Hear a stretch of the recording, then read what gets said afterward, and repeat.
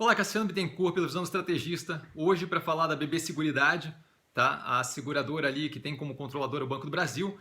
Eu fiz o vídeo do primeiro trimestre de 2019 justamente fazendo uma análise mais aprofundada ali da estrutura operacional, da dinâmica do setor. Então acho que é bem importante ver aquela análise. Está aqui na descrição, é só descer um pouquinho. É a análise ali do BBSE 3 do primeiro trimestre de 2019. Aquilo lá vai ajudar bastante a entender aqui de onde é que eu estou vindo para esse vídeo, tá? Então, paradinha, tocando para frente, a gente vê ali que resultados dos investimentos em participações societárias, que é como eles contabilizam, devido à estrutura da empresa descrita no vídeo anterior, que é como eles contabilizam ali os ganhos, né? A gente vê que a parte de seguros e a parte de distribuição, que eram justamente as duas partes principais ali, a gente tem um ganho de participação no resultado dessa parte de distribuição, tá? E então a parte de distribuição fica ali com 44,16% do total do resultado, enquanto a parte de seguros passa de 58,6% no trimestre passado para 55,49% nesse. Então ela tem ali uma perda pequena ali, marginal, não muito grande, mas uma perda de participação para a distribuição. Fica mais próximo ali de um meio a meio. E dentro da parte de seguros, a gente vê que Brasil-Seg atinge 27,3% do resultado frente 22,53% no trimestre passado, isso do resultado total, então um crescimento forte. A Brasilprev, um resultado ali, uma participação no resultado de 19,9% frente 28,54%, então uma queda considerável, tá? O IRB cresce aí também um pouco, 6,58% do resultado total frente 4,92% do trimestre passado, lembrando, trimestre passado, primeiro trimestre de 2019, tá? Só para a gente entender como é que está essa dinâmica da participação. E aí Brasilcap e Brasil Dental com um percentual bem menor, 1,45% e 0,26%, respectivamente. Então, basicamente, o que a gente vê ali é um crescimento da participação da distribuição, um crescimento de aproximadamente 5 pontos percentuais da Brasil Seguro, da Brasilseg, um crescimento também de aproximadamente 2 pontos percentuais do IRB, e isso daí meio que custando ali os 8%, os 8 pontos percentuais da Brasilprev, que tem uma queda. Como a gente está sabendo aí, o IRB foi vendido, né? A participação do BB Seguridade, que inclusive do Banco do Brasil através do BB Seguridade, foi vendida agora em julho. Então a gente tem aí uma reformulação justamente desse formato, né? Então, para o terceiro trimestre de 2019, o que a gente deve ver? Só para a gente ter uma noção do que esperar, né? A representatividade ainda maior dessas três áreas que eu comentei, que tem um maior percentual aí, né? Que é o caso da distribuidora, através da BB Corretora, em conjunto ali, a Brasilseg e a Brasilprev. Hoje, essas três partes representam 91,36%, que é uma reduçãozinha marginal frente ao primeiro trimestre de 2019, onde era 92,47%. E sem o IRB, elas passam ali a representar 97,8% do resultado total. Então, praticamente, a integralidade ali do resultado da empresa vão vir dessas três áreas aí. Tá? Então, Brasilseg, Brasilprev e a distribuidora através da BB Corretora, né? A distribuição ali. Vale lembrar que o IRB, como falado na teleconferência da BBSE, eles não têm uso que eles consigam fazer com uma taxa de retorno que eles tenham interesse ali em fazer desse capital que vai entrar através da venda do IRB, então aquilo ali deve ser distribuído tanto para o percentual que é acionista, quanto para o Banco do Brasil, que é o acionista principal, então acaba afetando também o resultado do Banco do Brasil, eventualmente ali quando houver essa distribuição, esse resultado deve bater nas contas já no terceiro trimestre de 2019, então vai acabar passando para os acionistas do BBSE e, por conseguinte, né, para o Banco do Brasil ali. Eu não vou entrar na minúcia operacional, como eu não entrei da última vez, por quê? Porque a questão aqui não o pontual ali da operação, a questão aqui é a dinâmica do setor, que nesse momento não me interessa. Sempre que eu falo de seguradora, previdência, eu tenho justamente comentado isso e está bem explicado a dinâmica do setor no primeiro trimestre de 2019. Além disso, a gente tem aqui a clara possibilidade de se expor através do Banco do Brasil a essa operação, né? Só que de uma forma mais diversificada, tendo em vista ali que o Banco do Brasil tem aproximadamente 15% ali do resultado dele representado justamente pela operação do BBSE, então não é desprezível. Além disso, você tem ali uma grande diversificação em cima daquilo, senão fica preso numa operação que está casado com essa dinâmica que a mim não agrada. Tá?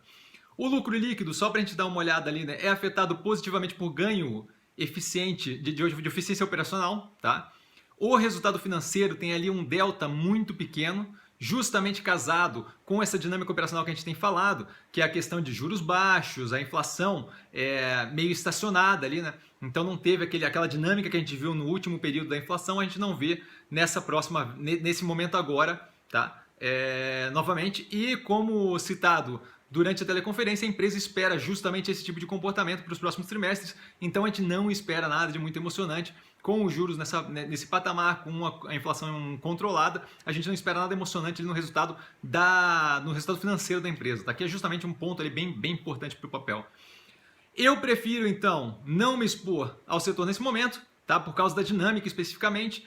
Porém, se for se expor, eu faria através do Banco do Brasil, que como eu comentei, o BBAS3, que como eu comentei ali, tem 15% aproximadamente da receita proveniente justamente da operação do BBSE3, do BB Seguridades.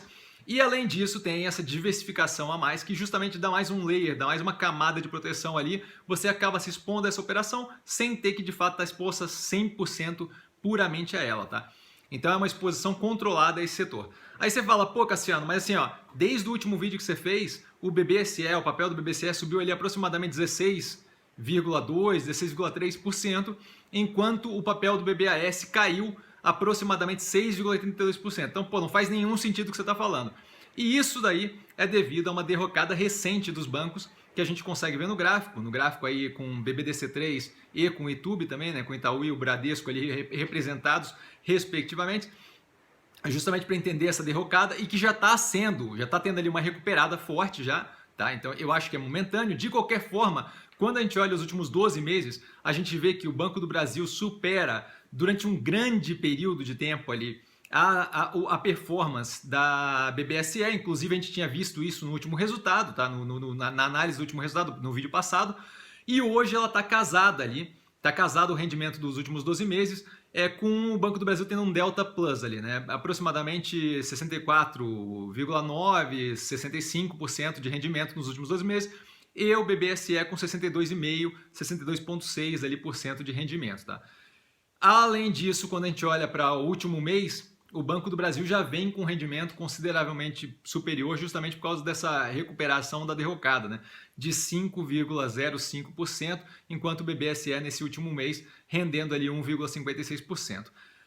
Mais um ponto que vem para reforçar justamente essa possibilidade, e aí eu vou fechar o ponto final ali daqui a pouquinho, mas mais um ponto para fechar é o quê? Quando a gente vê o delta da máxima mais recente, que é mais ou menos ali no mesmo período, a gente vê que o Banco do Brasil está com desconto de 14,82% aproximadamente e o BBSE de 2,16%. Então o Banco do Brasil, para retomar aquele preço, ele retomando aquele preço que foi considerado a máxima ali, ele ganharia consideravelmente mais do que o BBSE, só para a gente ter uma noção da quantidade de desconto que foi dada, da quantidade de queda que teve nesse meio tempo da máxima atingida ali, tá?